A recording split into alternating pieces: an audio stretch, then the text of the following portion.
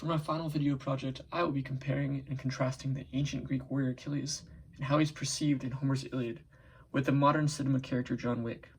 Both of these characters experience heartbreak and loss during their respective stories, but the question I will be attempting to answer is, which of these two characters is more justified in their bloody wakes of revenge? In the Iliad, we are introduced to Achilles, who is considered to be the greatest warrior in Greece, if not the entirety of the ancient world.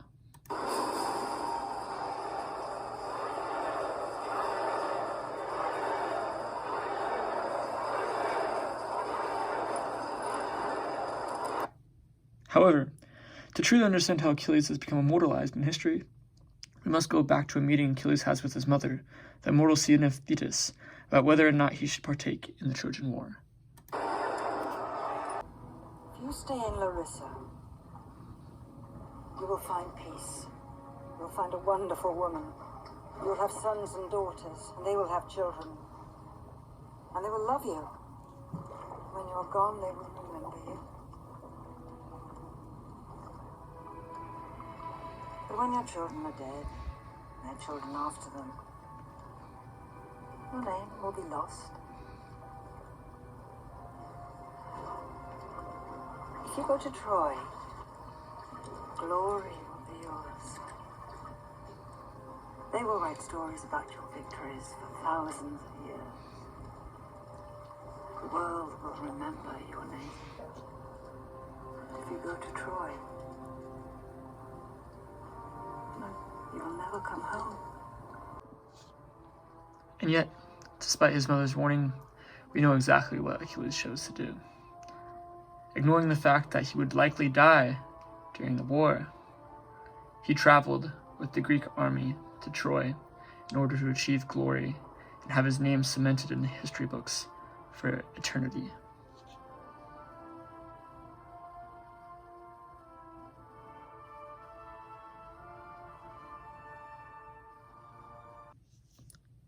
However, Achilles actually sits out a large portion of the war as Agamemnon, king of Mycenae, steals away his woman Briseis.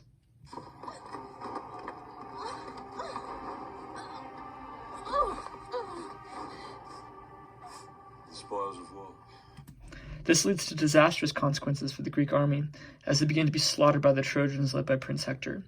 Realizing this, Agamemnon actually offers Achilles grand treasures and women in order to make peace with the great hero, but Achilles actually rejects Agamemnon's compensation.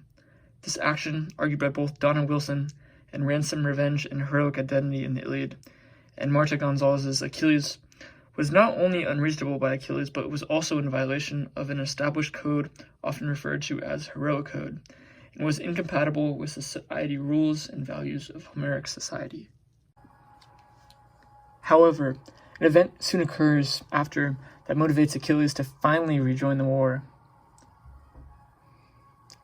In this scene, Hector fights Achilles, or at least he thinks he is fighting Achilles.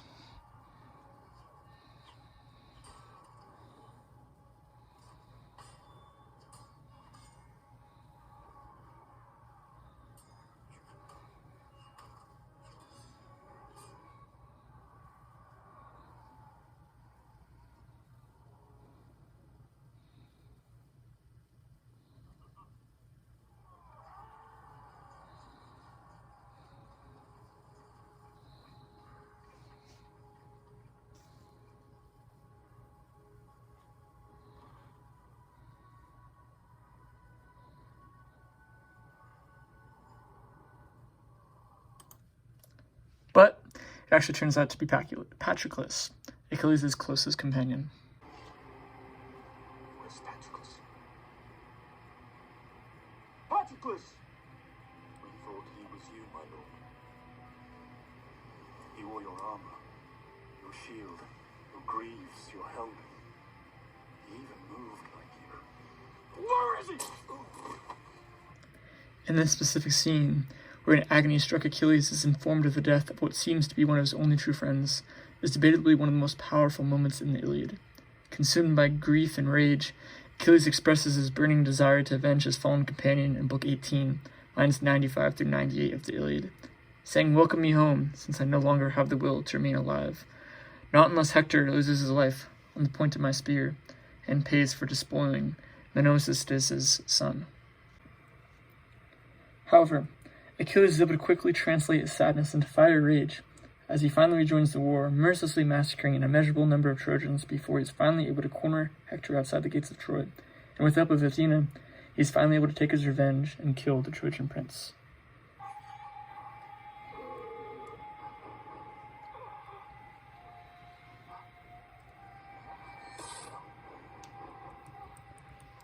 However, Achilles goes way too far. With Hector defeated, Hector pleads with Achilles to allow his body to be returned to Troy for burial, but Achilles screams back at him in Book 22, lines 384 to 385 of the Iliad. "You dog, I wish my stomach would let me cut off your flesh in strips and eat it raw." And he proceeds to ride back to the Greek camp with Hector's lifeless body in tow, in front of the horror-stricken eyes of the Trojan army, in an utterly disgraceful act that perfectly demonstrates on how he goes too far in his attempt at getting revenge. A similar stage is set in John Wick.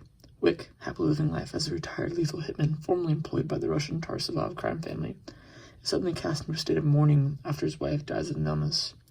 However, before she dies, Wick is presented with a puppy, who is his wife's final gift to him, before she unfortunately dies prematurely. That dog, named Daisy, gave Wick some semblance of hope and opportunity to grieve on alone. But unfortunately, one day that all changes as a group of thugs brutally murder Daisy and leave her deceased and bloodied body laying next to Wick.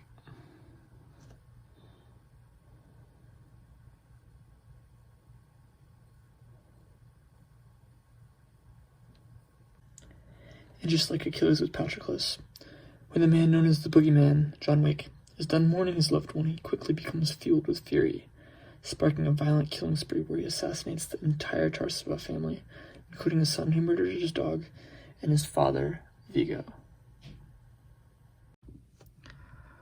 This brings us to our final question. Who is more justified? Motivation for many can be a very hard thing to come by, but through Achilles' and Wick's actions we can see that vengeance, specifically avenging the death of a loved one, can be an extremely powerful source of encouragement. However, in his act of reprisal, Achilles goes too far. Being the legendary figure of mythology that he is, Achilles should be wise enough to understand that none of his actions on the battlefield would bring his friend back.